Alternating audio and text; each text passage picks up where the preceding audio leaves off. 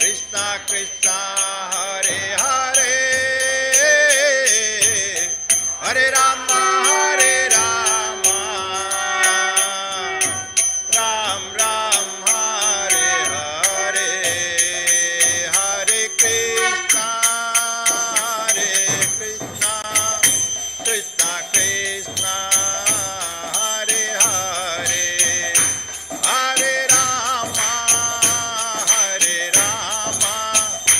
Rama Rama Hare Hare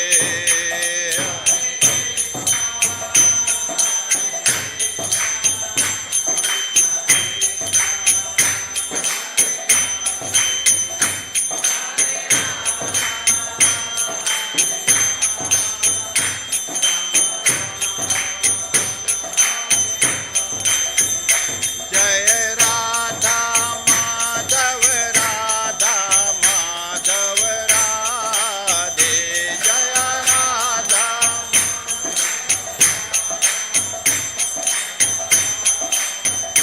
Hari Bol Hari Bol Hari Bol Nitya Gora Hari Bol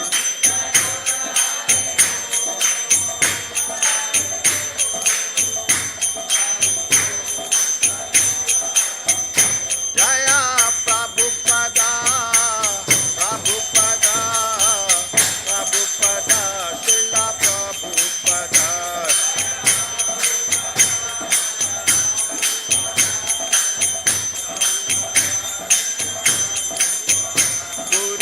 Gurudev Gurudev Gurudev Jaya Jaya Gurudev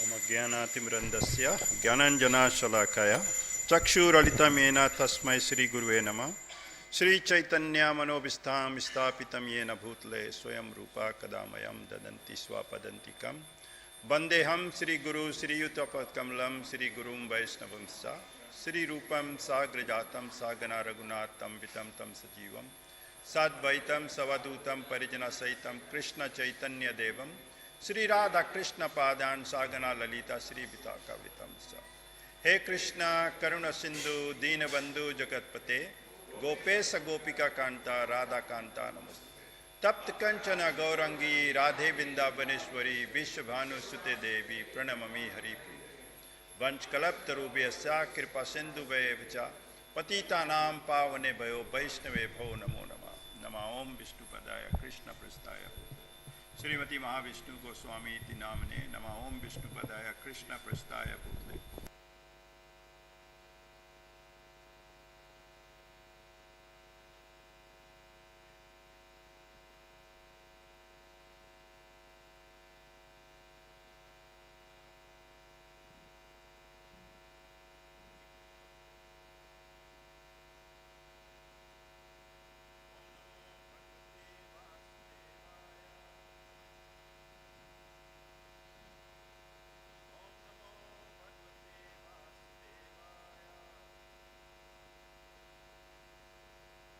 Om Namo Bhagavate Vasudevaya Narayanam Namaskrityam Naram Chaiva Narottamam Devim Saraswatim Vyasam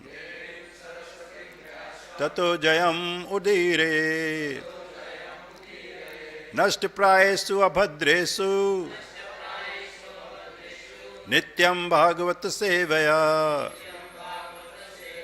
Bhagavati Uttam Sloke Bhaktir Bhavati Naistiki Hare Krishna Hare Krishna Krishna Krishna Hare Hare Hare Ram Hare Ram Ram Ram Hare Hare Hare Krishna once again. So thank you everyone for joining in the class this morning. Very encouraged to see so many young devotees. It's a train actually. We were just back from India, and luckily we visited quite a few temples. And it's very encouraging to see so many young devotees are coming. And I think it's all because of the COVID. COVID has certainly opened the eyes of many, many people. And especially the message that this life can be taken at any moment, and that you need to get serious, and you need to get serious now. I don't know whether that's the reason why the younger generation is moving here, but certainly in India, when I was talking to a lot of young people who are in the temple, the message was very clear that they are taking life seriously. And so sometimes we need this kick to make us realize that this life, the real purpose of the life. Anyway, leaving that, moving on. Since 12 is already on the board, and I know it's been covered, but let's, for the recitation, let's just do one round, and then we'll move on. From here on to 20th, we will just read the translations, and then I will see what I can do. I had prepared for 12 and 13, but I think the topic that I want to discuss today will be relevant all the way through. So in many ways, I feel fortunate to be able to cover, because I think we'll try and see what we can do. So, Maitriya Uvacha Pritu Prajanam Kurunam Nishmaya Pariveditam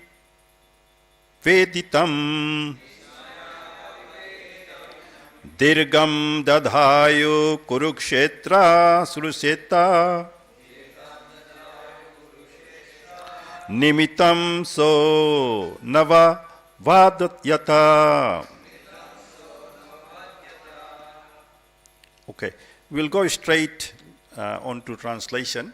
Now, please take tens, whoever can, and we'll read the translations all the way from here to 20th, and then we will. So, someone can make a start. After hearing this lamentation and seeing the pitiable condition of the citizens, King Prithu contemplated this matter for a long time to see if he could find out the underlying causes. Next. Having arrived at a conclusion, the king took up his bow and arrow and aimed them at the earth, exactly like Lord Shiva, who destroys the whole world out of anger. Thank you. Next.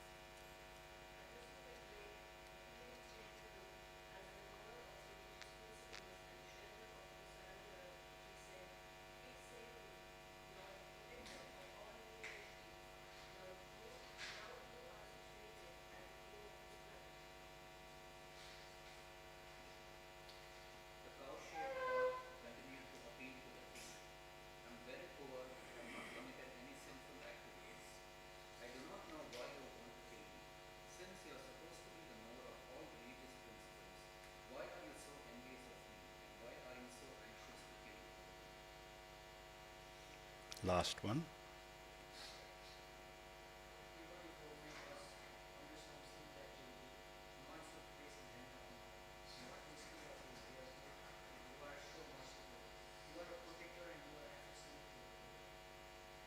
Thank you. So, to start with, let me quickly just read a base picture.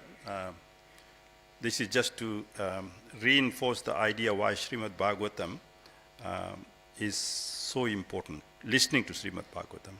So this is Srimad Bhagavatam, Canto 1, Canto 1, Chapter 2, Text 18.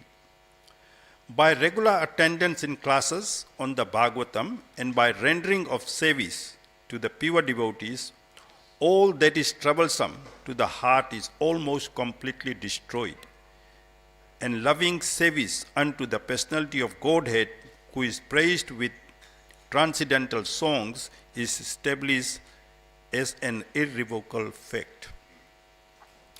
So this statement, this text in Srimad Bhagavatam very, very clearly states why Srimad Bhagavatam and Bhagavad Gita is so important, and we can understand why Srila Prabhupada was very adamant on study of Srimad Bhagavat seriously.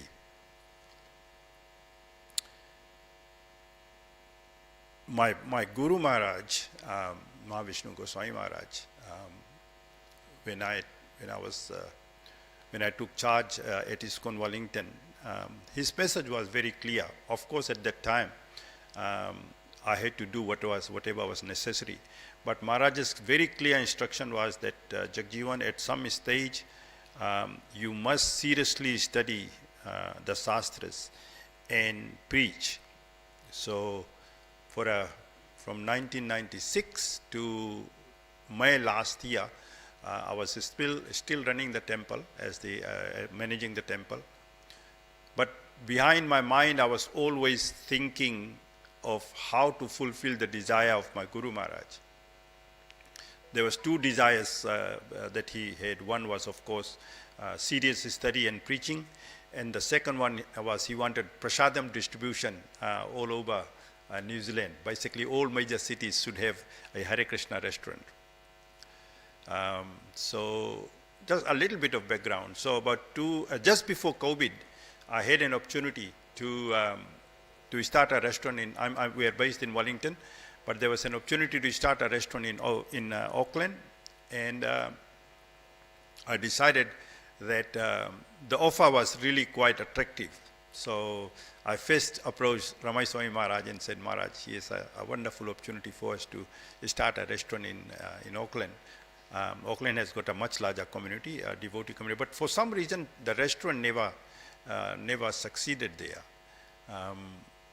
So Maharaj was very reluctant. He said there is a history that restaurant hasn't done well in Auckland, whereas Wellington was a different story. We had a huge restaurant, 400 square meters with 160 seating. So it was a huge, and whatever today we are in Wellington is simply because of the success of the restaurant. So here I took that opportunity. I thought, well, Maharaj is not interested, so I will go. And when I was there and I was spending a bit more time there, I decided at that stage that it was not fair, so I wanted to step down as the temple president. There was two reasons for that. Any one of you here have gone to ILS? ILS is ISKCON Leadership Sangha. Probably not. So mostly leaders go. But they should be sending younger people as well. So in ILS, I've attended, I think, 4 consecutive, except for one during COVID that I missed out. And the message there is very clear, that if you are a good leader, you are a responsible leader, then your duty is to generate future leaders by giving them the proper training, proper guidance, and then at some stage, when they are ready to take over the management, then you should step aside and encourage them, and so that the flow of the continuity of the leadership carries on. And the second one was very much also emphasizes devotee care. Now when it comes to devotee care, you all know, when someone new comes to the temple, I know we will be just, people will be just all the time, encouraging the person and asking them, why don't you take initiation and all those. But as soon as they take initiation and they are devotees, then people just forget them. No one really cares for them. And when that is the time when they really need, because that's when, when they get serious, they would like help from various sections, how their chanting is going, how their studies is going. But it doesn't happen.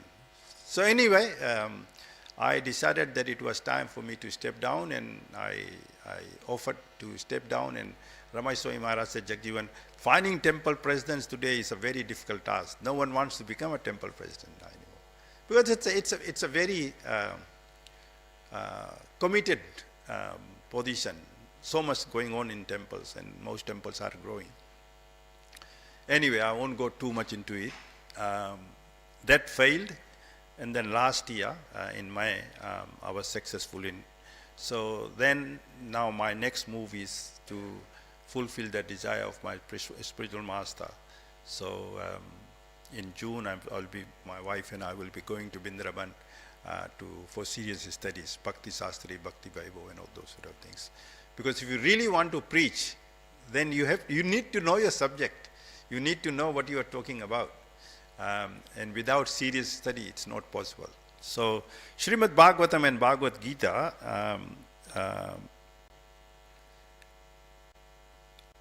don't even consider them as simple books or sastras. They are really, I've just read what my Guru Maharaj was saying, that if you seriously study Srimad Bhagavatam and Bhagavad Gita, it not only changes your life, but it makes everything possible as well. So, coming back to the topic today,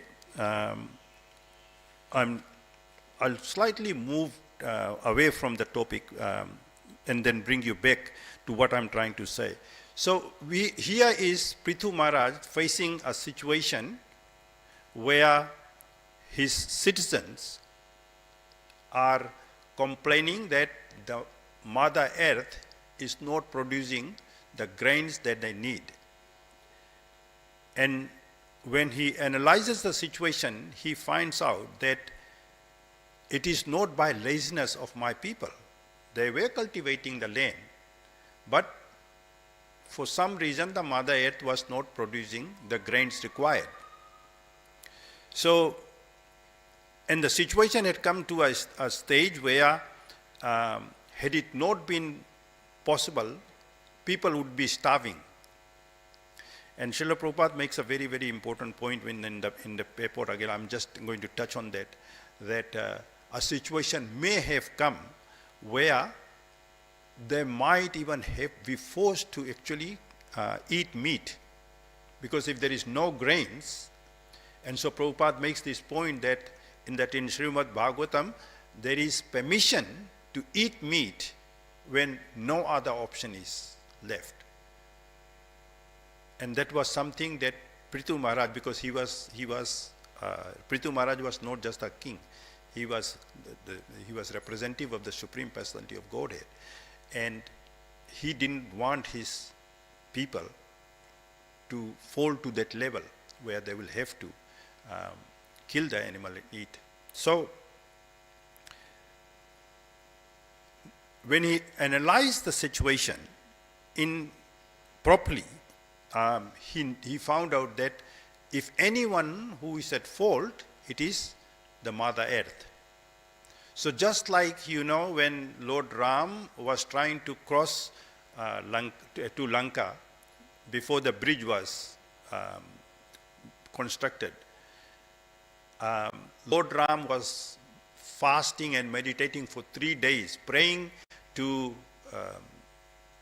the Samudra to provide the path. And after 3 days of intense meditation and fasting and praying, when the Samudra was not willing to, then out of anger, he did the same thing. He picked up the arrow and he was going to dry the entire ocean. Afraid of what was going to be the end result,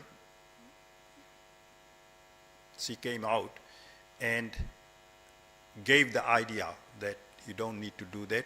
You have people in your army that can build this bridge.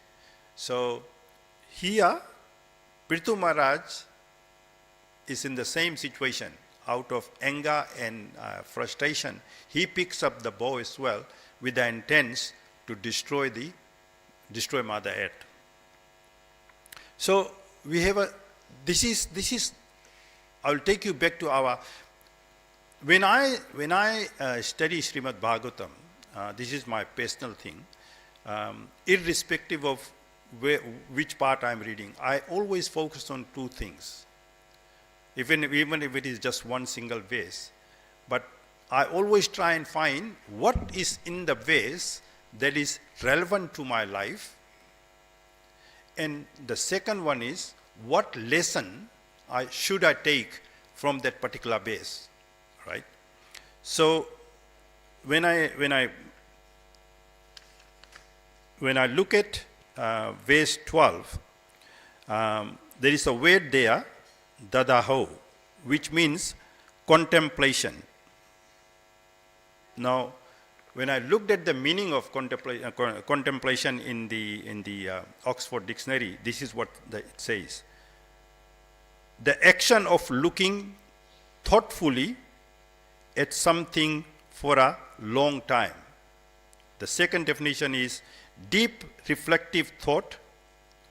Fourth was the state of being considered or planned, and the last one is religious meditation.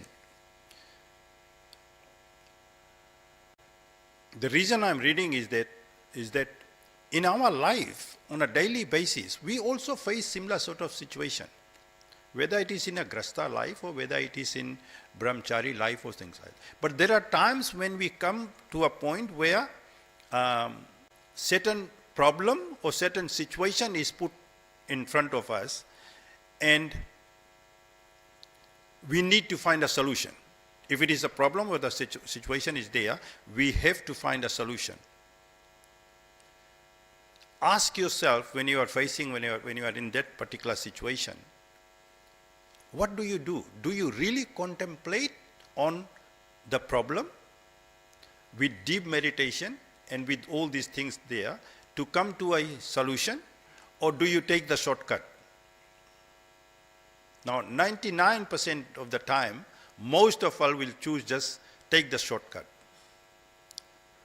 Here is a situation where Prithu Maharaj, like I said, he was not an ordinary king. He was the representative of the Supreme Personality of Godhead. So he meditated on the entire problem. And after a lot of contemplation and lot of deep thought into it, his conclusion was that the problem was not my citizens, the problem was the Mother Earth, that she was not producing sufficient grain. And in the purport, when you read the purport, Srila Prabhupada also explains that there are times when these sort of things happen. It's not that the Mother Earth doesn't want to produce the grain. But sometimes the circumstances, even in our lives sometime, you will find that certain situations arise at no fault of yours. It could be just the circumstances that leads to that position. So the message that I want to give to you today through this verse is the need of now. So we have a problem and we are not trying to now find a solution. But between the problem and the solution, there is a third thing which is required. Whenever we face this situation, any one of us, when we are facing this situation where you have a problem or a situation and you need to find a solution to that problem or the end result, what is important? What is that one thing that you need to do in order to come to that level of you come to that point where you can find a solution? What is required? Thought, yeah, intense thinking about it. And when sometimes it is beyond you, and if you think that, I'm not able to find the solution, then you need to sit and discuss.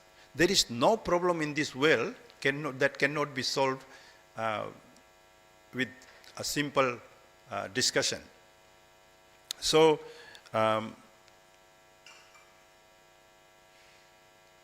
before making any decision, there has to be a certain amount of thinking process that needs to go through there. But when you are in order to do that, there are 5 points that I would like to bring to your attention, which is very important. The decision or the final decision that you are coming to needs to be under these categories. One, it has to do with niskam bhav. You know what niskam bhav means, right? So it has to be without detachment. Don't think about the outcome, because Lord Krishna many times has emphasized this point, that outcomes are never in our hands. Karam is pradhan, so karam is what we have to do, but the outcomes is never in your hands.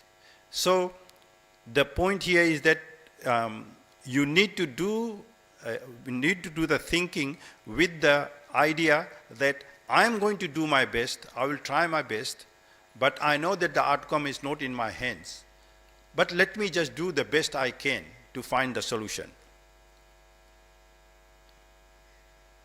Point 2 is always focus on righteousness. So no shortcuts. Very simple answer, no shortcuts. Many times we do take shortcuts in our life. We think that, okay, simple problem is, the problem is very simple and I will find some shortcuts. But we know that shortcuts are never the final outcome. By taking shortcuts, we are taking risk as well. For leaders, this is important as well. Encouraging individuals to act with a calm mind. In most of the time when we are in a difficult situation, not only taking shortcuts, but we are not really thinking through the process. And we sometimes take decisions or make up our mind, but it is not really what is appropriate of the occasion. The decision that you are reaching has to be with a strong sense of purpose. So be focused, be thoughtful, discuss the problem, and try and find an answer which is workable. The reason for that is that no matter what the outcome at the end of the day is going to be, which is not in your hands, but if the idea is not fully thought through, then at the end of the day, you will be responsible for the outcome as well. Now, decisions when we arrive, I'm trying to, please, are you with me so far? Because all I'm trying to explain here is that Prithu Maharaj is facing a situation and he's trying to come up with a solution. And in the process, of course, he's at this stage, he's blaming the cow. But the cow at the Mother Earth, and the Mother Earth has taken the form of a cow and she is now seeking protection from Prithu Maharaj.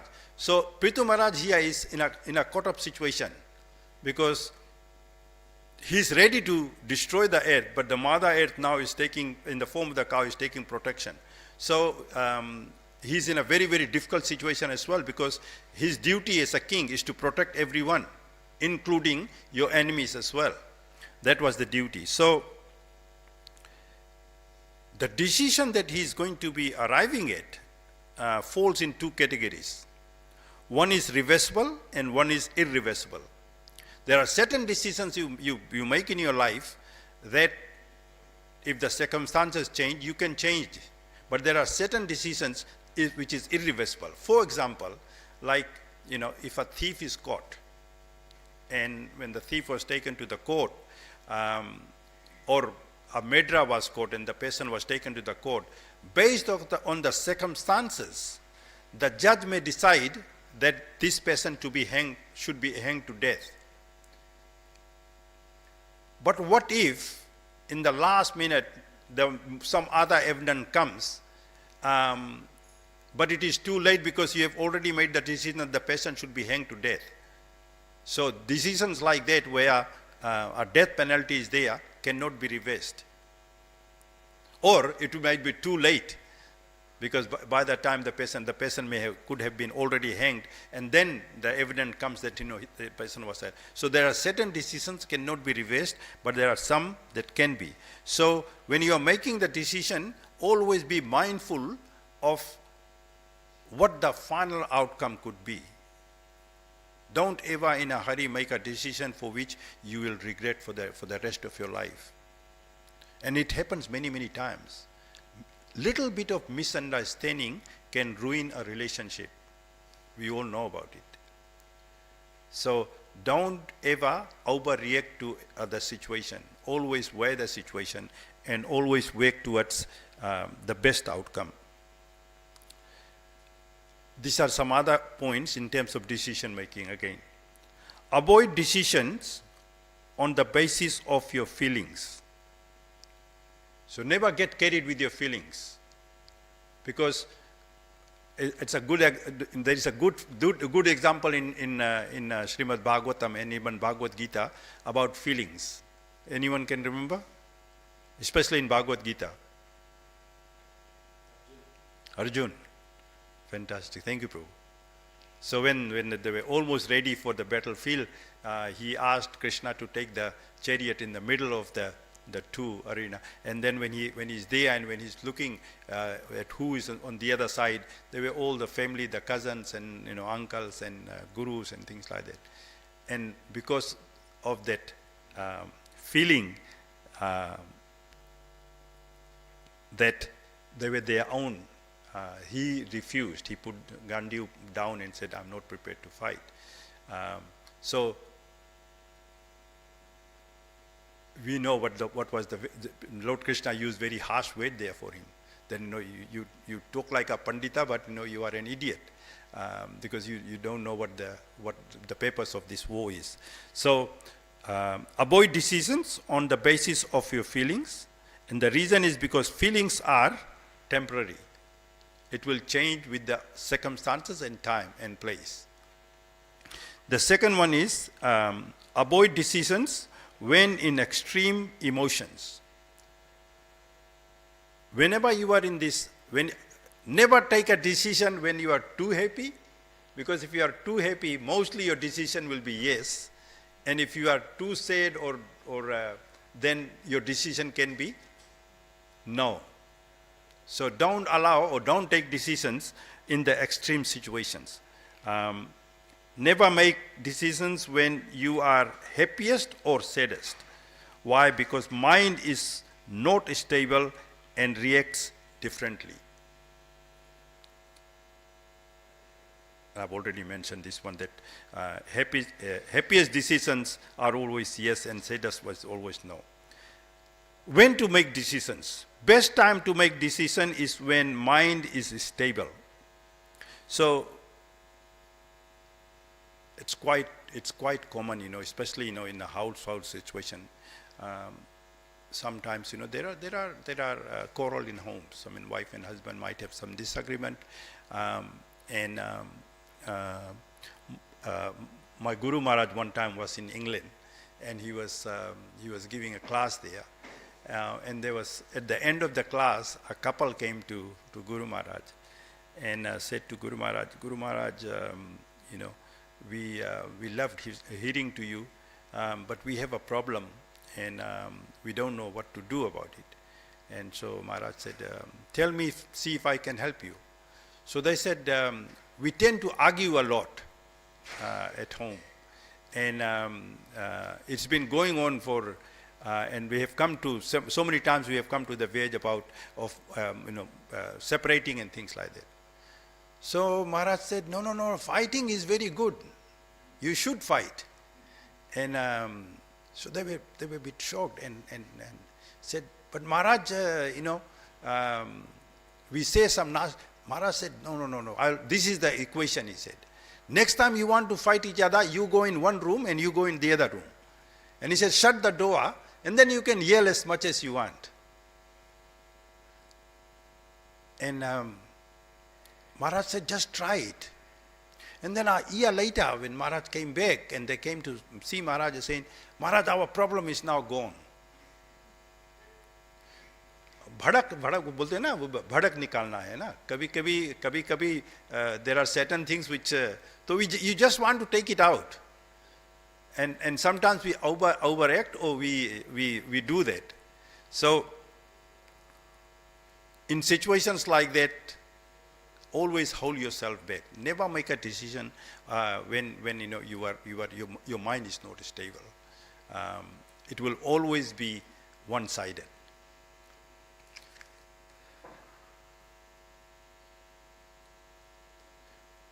Ask yourself, when you have made the decision, ask yourself, am I taking this decision in anger or with some attachment for results or detachment from them?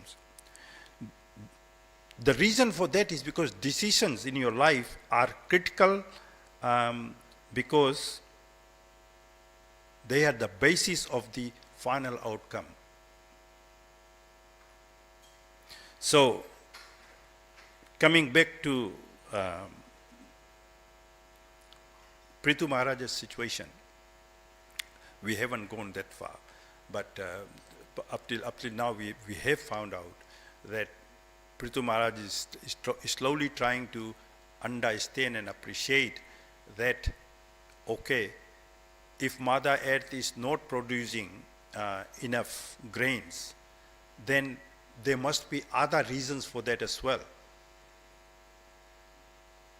And so, as we go along, I didn't get a full chance, but as we read further, we'll find out that at some stage it will become more clear why certain things don't happen. You might be working very hard in your life. You might be doing 2 jobs or 3 jobs and things like that. Still, the ends are not getting met.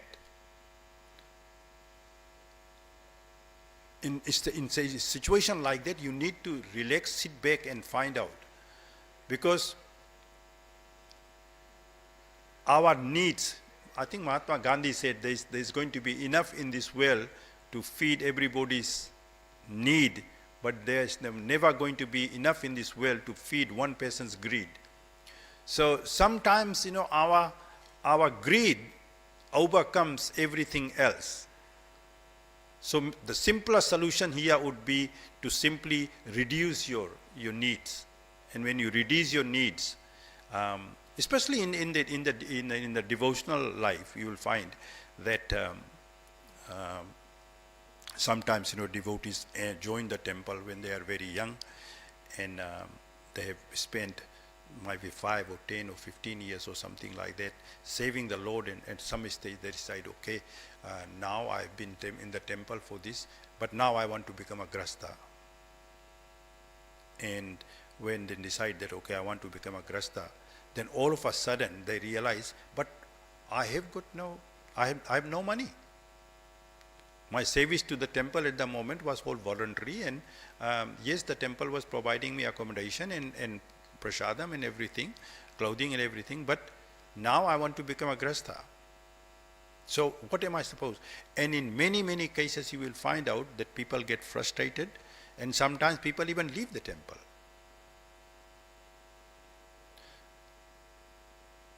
My Guru Maharaj was very particular in that regard. Sorry. What's the time? Okay. So sometimes, not sometimes, every time a new devotee will join temple, Guru Maharaj, and especially if they are young, then Guru Maharaj will always ask them, why have you joined the temple in this age? And children are children, so sometimes they might not get on with the parents or something like that, and they think, well, I can go to the temple and I can live in the temple and things like that. But Guru Maharaj will always, he will never let them go. I mean, he will support them, but then he will always encourage them that in parallel, it is very important that they carry on with their education. So he always emphasized the younger generation that in parallel, because look, The material life and the spiritual life are like the two tram lines. They always run in parallel. And so your spiritual development and your material development developments are equally important. And you will find out that especially in devotees who have been good in both aspects, they are when they have done equally well in the spiritual end, that's where they are most stable. So in situations like that, the point I'm trying to make is, it's fine that you can join temple in the younger age, and that's fine. You can, but I think it becomes a responsibility of the temple management and the sannyasis and the gurus to encourage them to materially become well educated as well. Because if you have decided that you are going to remain grasta for your brahmachari for your next of life, most temples will be able to support you. But there is not a single temple in the world today that can support grastas, because they don't have the system in place. This year when I was at the ILS, I wish I had more time, I was going to put a proposal actually, that please don't get me and don't quote me on this one, because this is I'm just sharing with you my personal feeling. My personal feeling is that temple shouldn't depend on donations. My personal feeling is that temple should have, in parallel, they should have restaurants, they should have a nice gift shop and things like that. Even if they have money, they should even invest in properties so that the devotees can stay and they provide rent and things like that. Because if we stay on our feet, and if you make yourself financially strong by investing in those areas, then so much growth can be there. I was giving you an example. ISKCON Wellington, when we bought the first property, that was in 1990, October 1998. That was the first property we bought. And soon after buying that property, we realized that, okay, we got enough money for the deposit, so we managed to buy this property. But the next question was, how do you pay the mortgage?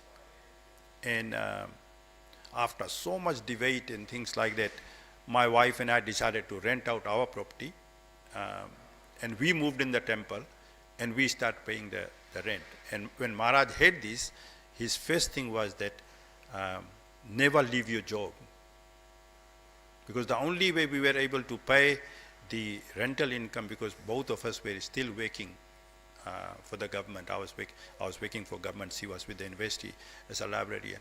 So that's how we managed. Then I asked Guru Maharaj at one stage. I'm moving away from the topic now a bit, so that I can share my experience with you as well.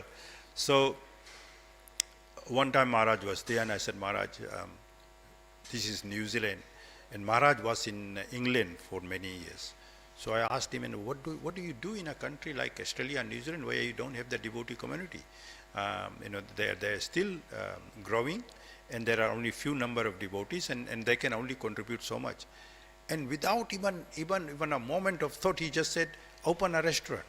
So I said, Maharaj, both of us are working full time, and we are only managing the temple.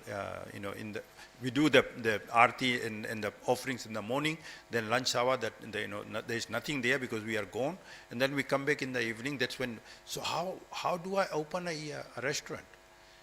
And his reply was just fantastic. He said, Jagjeevan, a restaurant will save you in 4 ways. He said, first thing, the restaurant will be a doorway for new people. They will come and they will get hooked onto the prasadam. So it will be an introduction point for a lot of people. They may not come to the temple, but they will come to the restaurant. And he said the second one is that the revenue that you will generate in the restaurants will help you in maintaining the temple.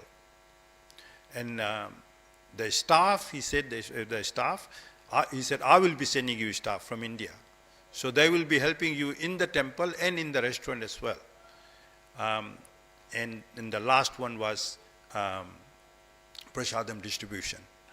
So we took Maharaj's word by and then we started the restaurant. And the entire temple today is solely because of that restaurant. So,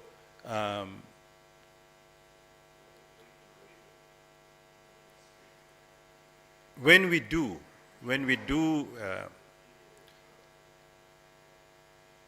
so just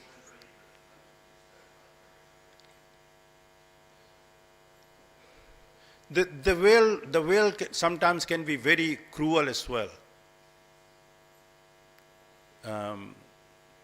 especially in the. It's okay, Prabhu. It's okay.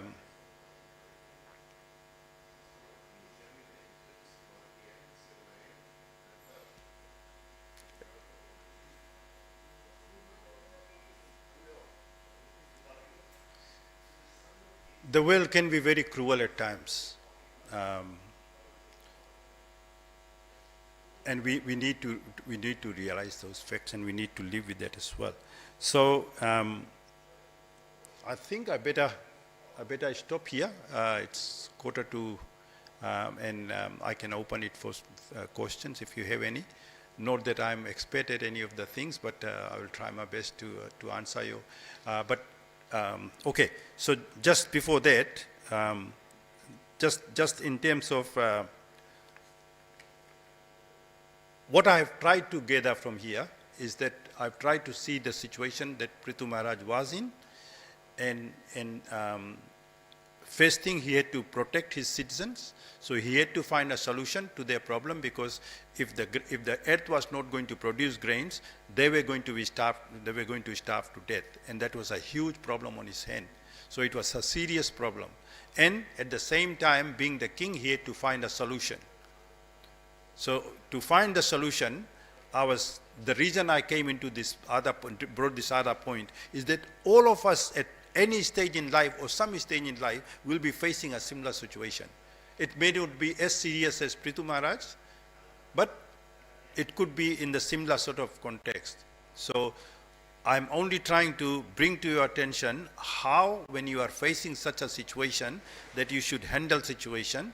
And the point that I want to emphasize, re-emphasize, never take a decision when your mind is not stable.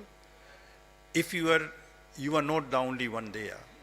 Always, if you are in a situation where you can't find solutions, if you are struggling, always consult, always seek help from your elders, from your spiritual master, from your Shiksha Guru or someone like that, and discuss the problem and try and come up with a solution. You are not alone in this world. The beauty about Krishna consciousness is that we have a mentoring system. Most temples are now trying to put a mentoring system in place as well, where you can go and talk to the people with the right expertise and things like that, and never feel yourself to be segregated or you are alone. There are enough devotees there who are willing to help and care. So always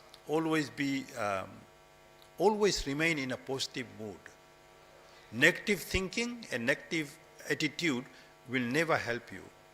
Always remain in the positive attitude and positive mind, because only from negativity only negativity will come, and from positivity only positivity will come. So always be in that frame of mind, and then you will be able to counteract the problems in your life.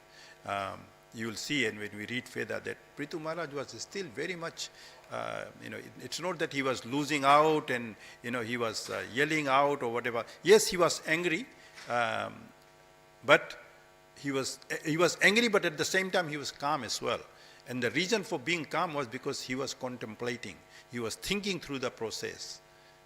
He didn't make any wild decision or anything like that. So that's the lesson that I would like you all to take away with you today, that whenever and if you face that situation, come back to Prithu Maharaj and Mother Earth and see how Prithu Maharaj handled the situation. That's what Bhagavad Gita and Srimad Bhagavatam is. There is not a single problem in life that is not taken care of by Lord Krishna in the Bhagavad Gita. Problem is that we fail to read. and we failed to give enough time to. I'll just conclude with one thing. My Guru Maharaj, if you ever go to India, go to Rajkot. Rajkot is where Maharaj has built a temple. Probably, I think, apart from Mayapur and Bindraban, it's probably one of the largest temple, and it's purely made from white marble.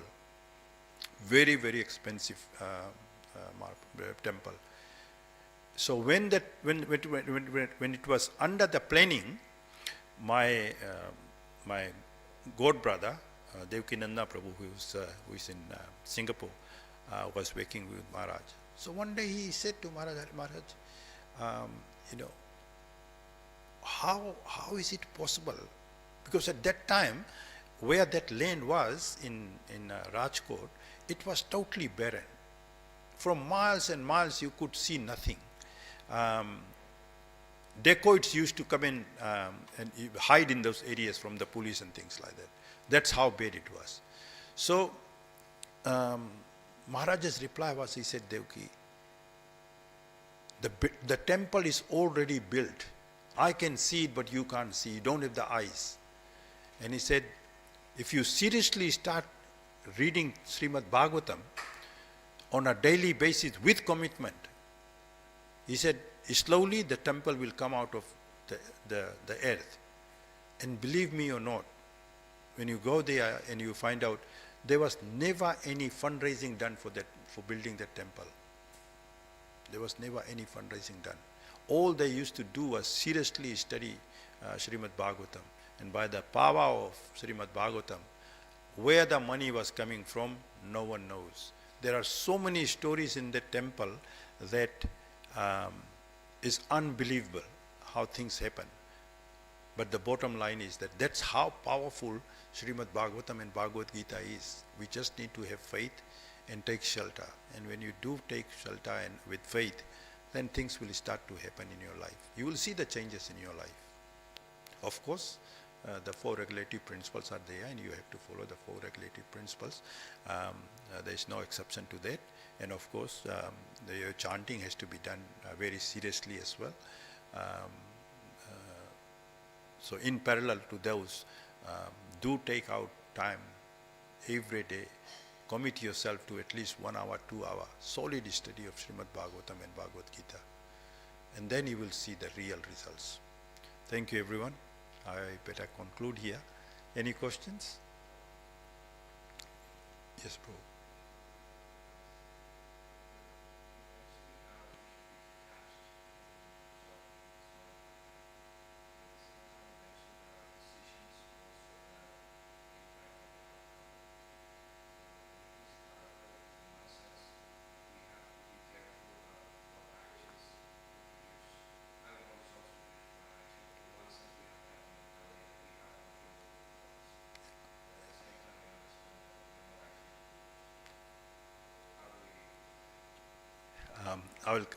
We are not the doers. I will come to that later on. But in terms of, Prabhu, the best we can do is give you 100%, give you 110%.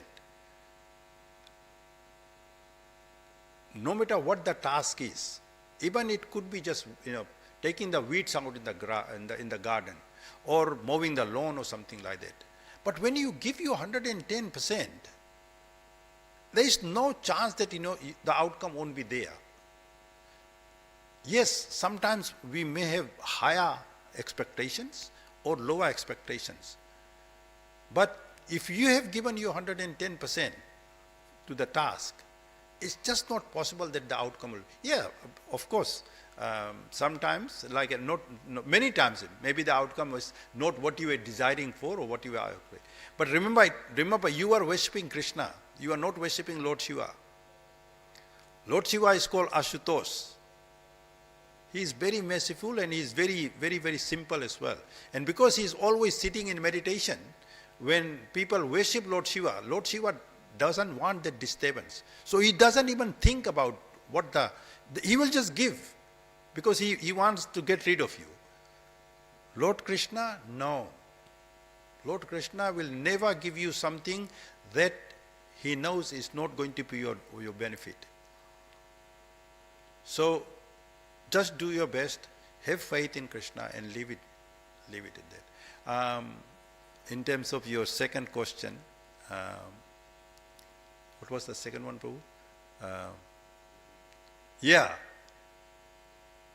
my personal experience in life is, Krishna ko कहते हैं टेढ़ा पैर वाला ना. His one leg is always bent, right? So, and when he will give a kick, you will not know. But most of the time, the kick will come as soon as you think you are the doer. Because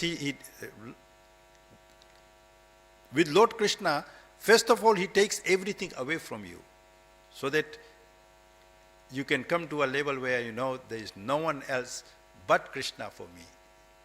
And when you come to that mentality, and that the Krishna, you are the doer, I am not, then he reciprocates. And then he gives you. And when he gives, वो कहते हैं ना, हिंदी में कहते हैं, भगवान जो देता है छप्पर फाड़ के देता है. तो he reciprocates. But it has, your faith and your calling out has to be genuine. When your calling out is genuine and your faith is there, fully there, then Krishna will reciprocate. I have, there are so many examples that I can give you where things will just happen, Prabhu. Things will just happen. But the mentality is, करते हो तू कन्हैया, मेरा नाम हो रहा है. When that mentality is there, that it was Krishna, it's you who is doing it. I am just an instrument. And as long as you keep that in mind, then things will happen. But, like I said, you might get a task to just one day go and just make 20, 30 chapatis or something like that. But you know that chapatis are not going to be made itself. For that, you have to get the flour or whatever, make the dough, and then do your. And at the end, the results will be there. Does that help? Okay. Anyone else? Yes, Mataji.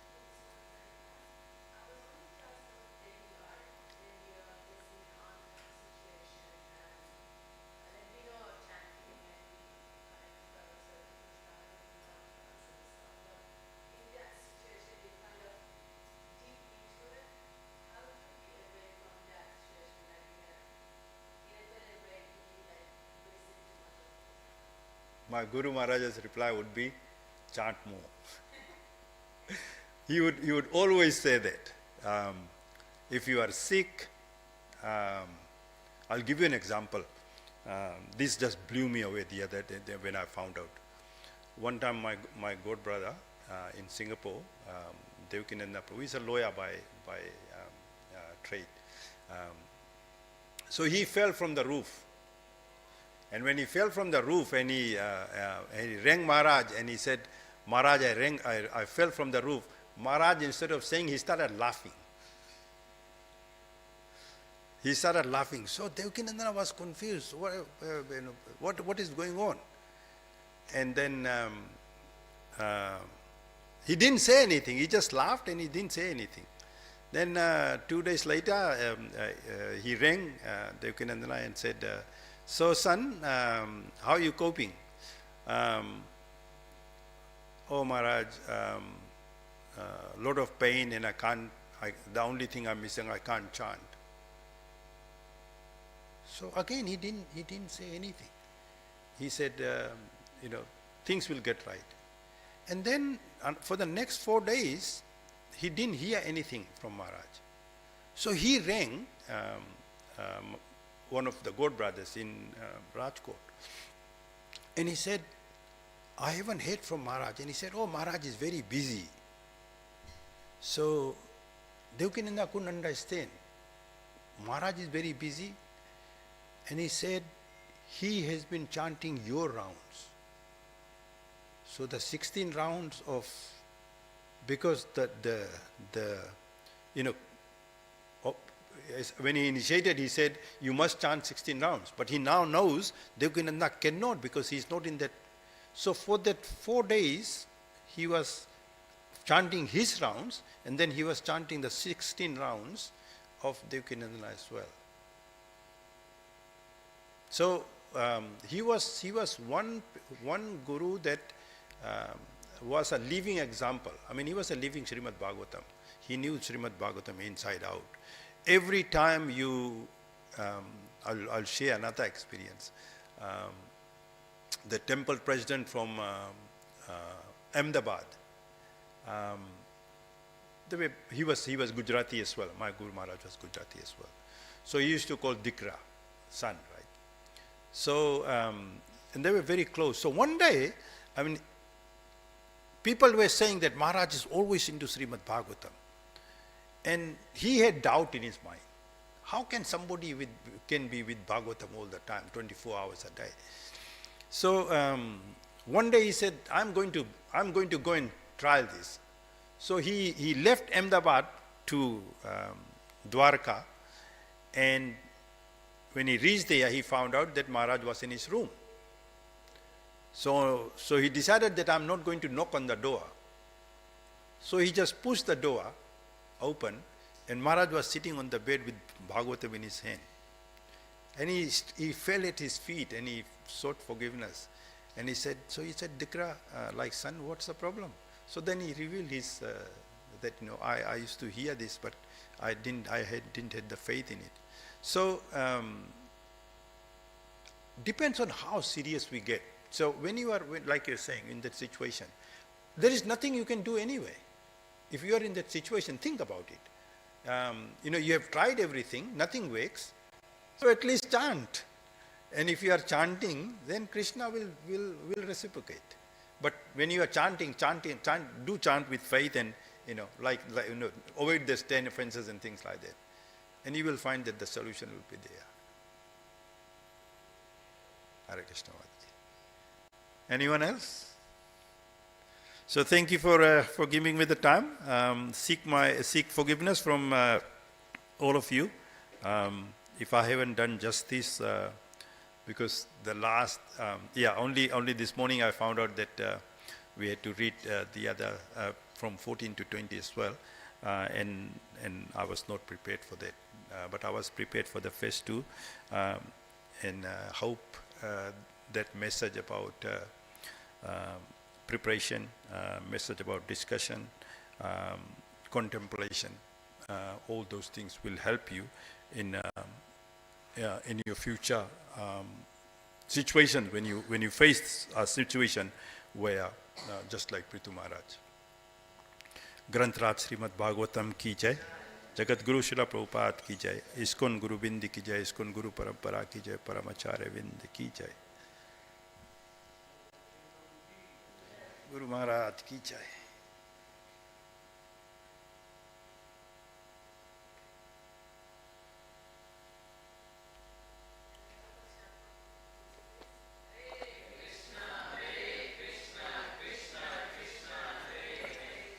Hare Ram, Hare Ram.